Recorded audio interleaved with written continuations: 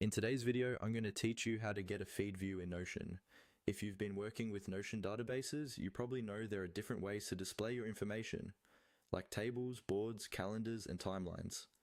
The feed view is another layout option that lets you see your items in a more linear, scrolling format, similar to a newsfeed. This can be really helpful if you want to quickly scan through updates, notes, or tasks in a simple stream. To start, open the Notion page that contains the database you want to change. This might be a full-page database or a database that's embedded in another page.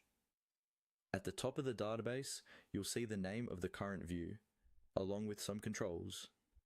Look for the settings icon associated with that view. Depending on your version of Notion and your device, this is usually a small gear icon or 3 dots next to the view name. Go ahead and click on that settings icon. This opens the View Settings panel where you can control how your database is displayed.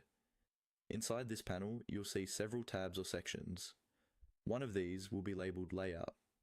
This is where you decide the overall style of your database view. Click on the Layout section to open it. Here, Notion will show you the different layout options available for that type of database, such as table, board, list, calendar, and others. Among these options, look for Feed. The feed layout is designed to show items stacked vertically, often with more emphasis on the content of each entry, making it easier to read through them one by one. Now, select Feed as your layout. As soon as you choose it, Notion will update the database view to use the feed style. You should see your items rearranged into a continuous scroll, rather than in columns or a grid.